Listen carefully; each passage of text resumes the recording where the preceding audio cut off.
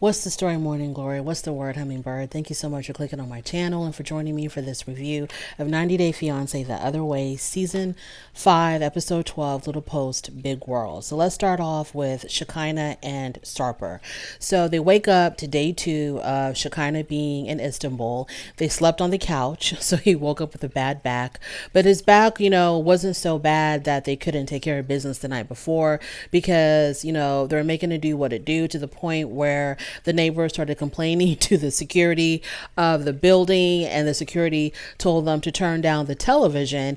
And Sarper says it wasn't the television making all that noise, it was Shekinah. So they wake up the next day and she starts saging the whole entire apartment to get rid of, spirits of hoes past. And she also begins to sage his boy parts, his boy bits, to get rid of whatever's going on down there. And I'm like, girl, you don't need a sage. You need to dip it in chlorine bleach after 2,500 women. So after that, they have a conversation about her weight. And so then he pulls out the scale and he makes her get on. I'm not even going to say he made her get on it. He pulls out the scale. She got on it.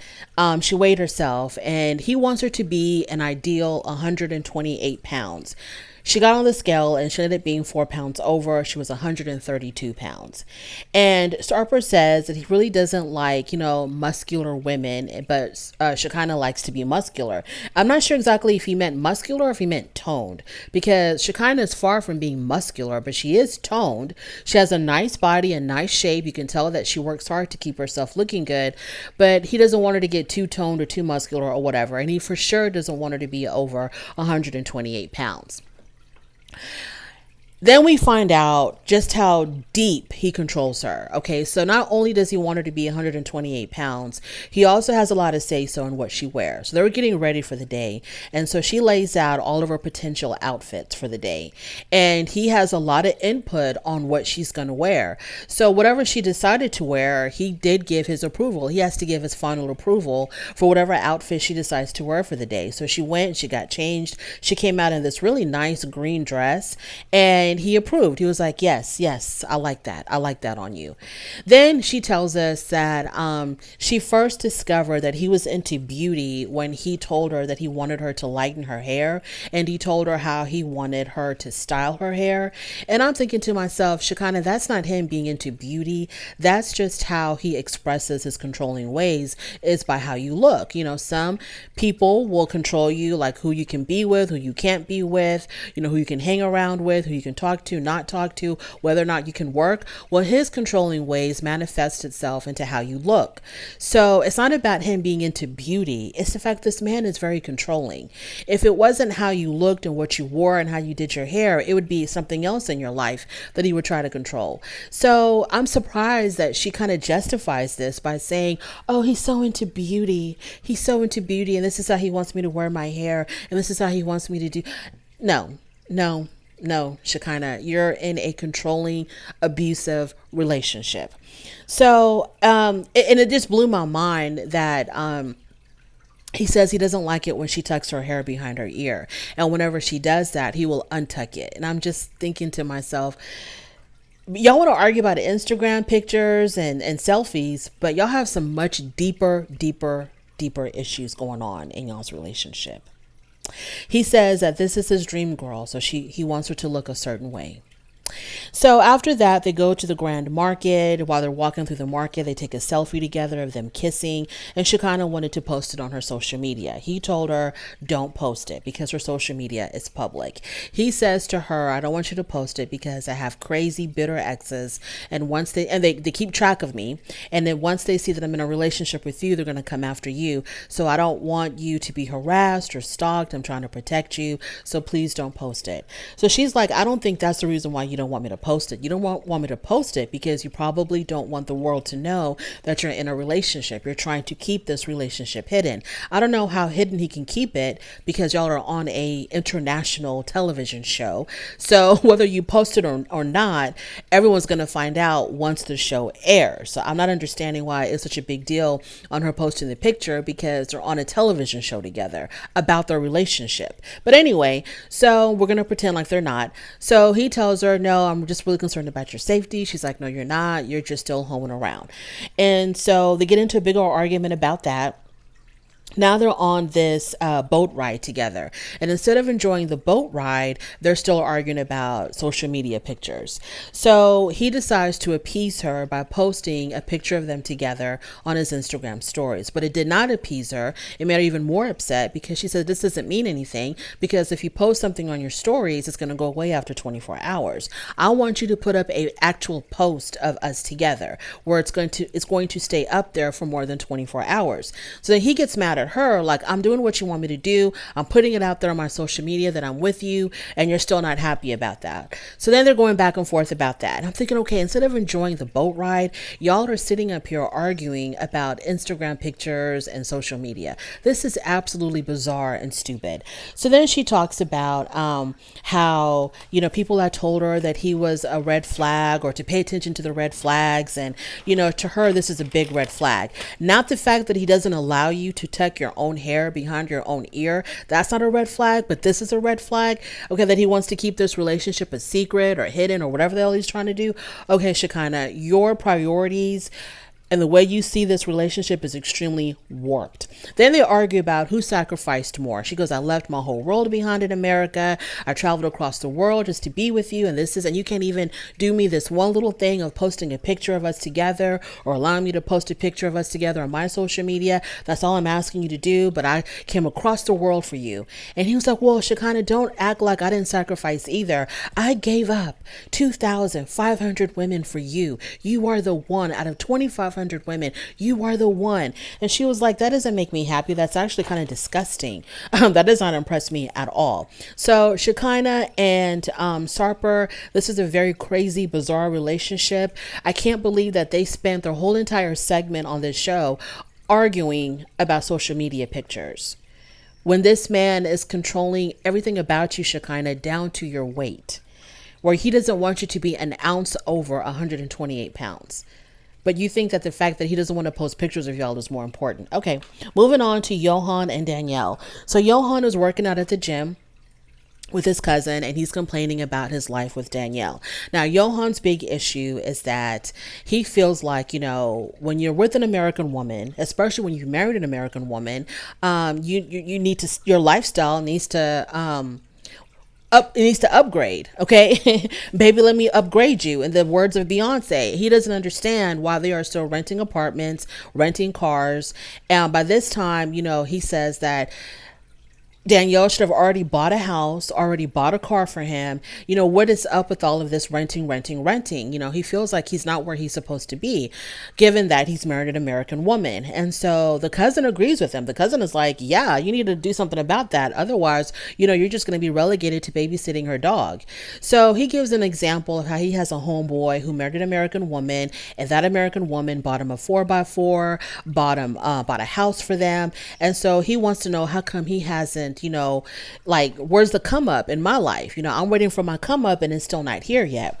So we see him and Danielle together, and Danielle says they're going to go out and look at cars. He's like, even though she says, I don't agree with buying a car right now. We're going to go ahead and look at cars because I always, give in to him, and, whatever he wants to do, we're going to go ahead and do it. And she only does it just to shut it down. She doesn't do it because she's keeping an open mind and she's really considering it. She only wants to go look at the cars, do what Johan wants to do, because she wants to shut it down once and for all. Instead of her just telling him, no, we're not going to do that, she's like, no, let's go ahead and do that. And then she can shut it down right there in front of him. Now, the thing that really I thought was so funny was that out of all the cars on that lot, the salesperson shows them the one car that the battery didn't work. And so she was like, and you want me to spend $30,000 on a car that doesn't even have a working battery? That just really fed into her argument. So she's like, no, this doesn't make any sense to buy any car, to spend $30,000 on any car. It doesn't make any sense. I'd rather spend $30 a day on renting. And so then they start having an argument about where this relationship is going.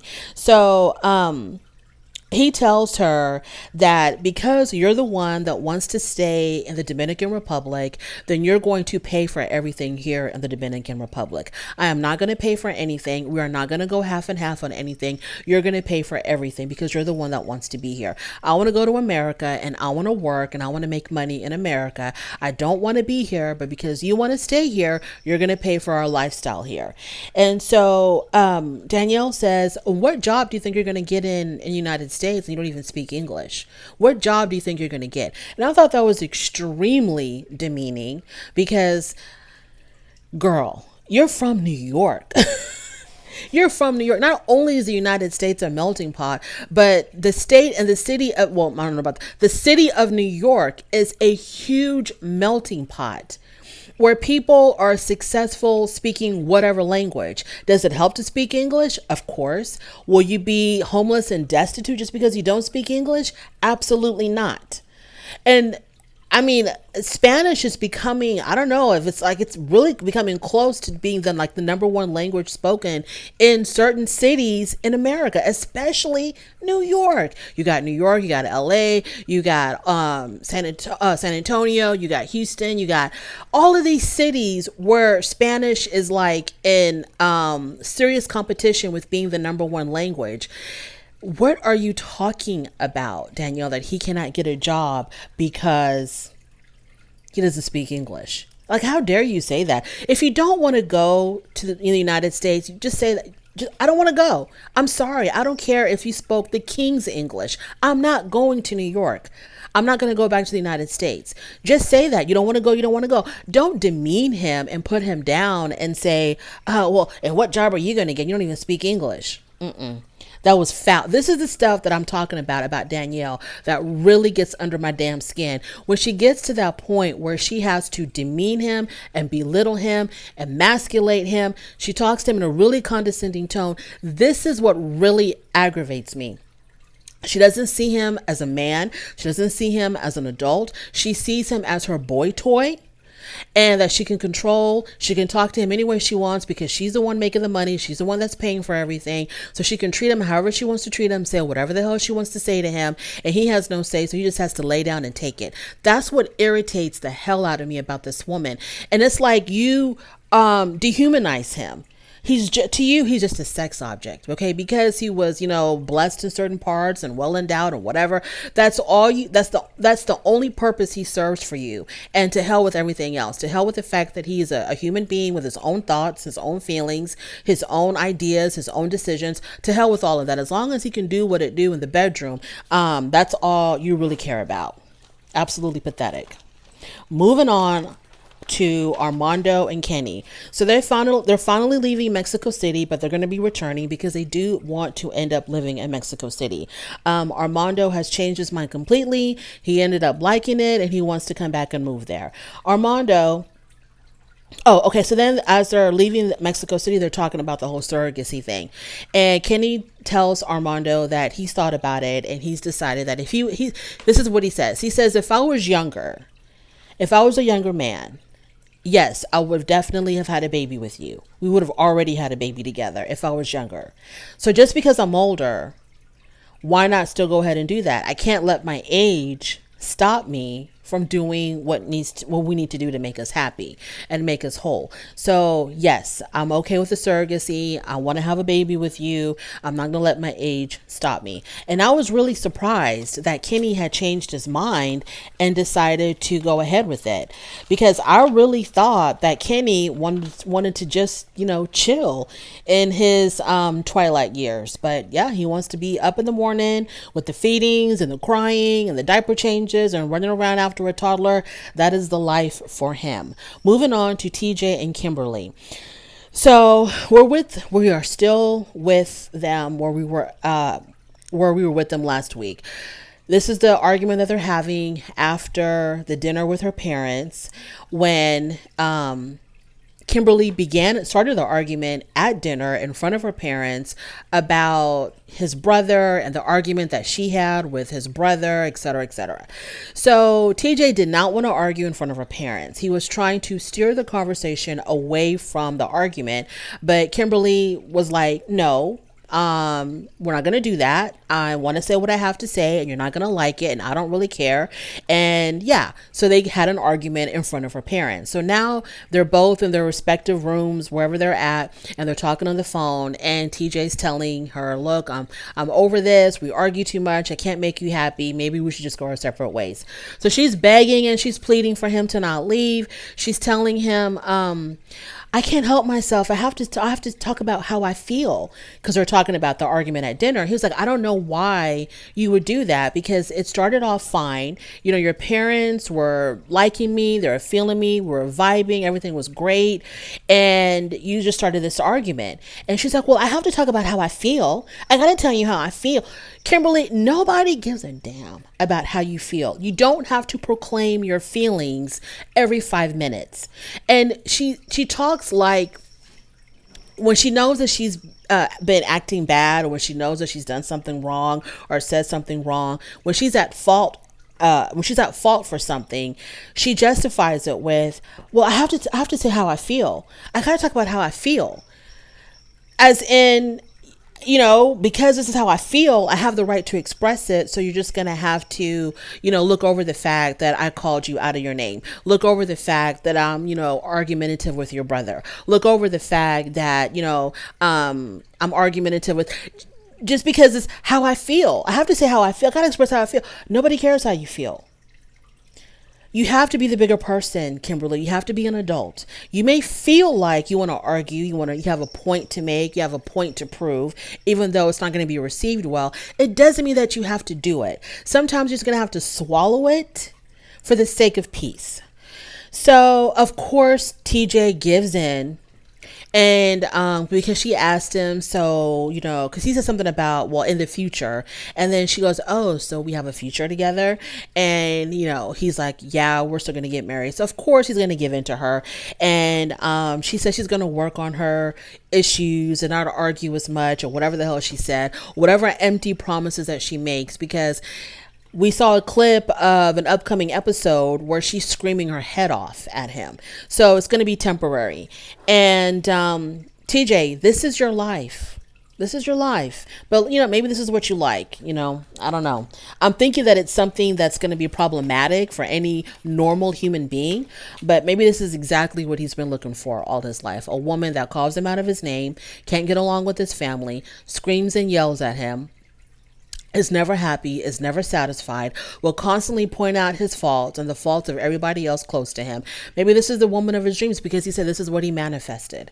Thank you so much for joining me. I really do appreciate it. On your way out, please don't forget to rate the video if you like this content, subscribe to my channel, and I'll definitely talk to you later. Bye.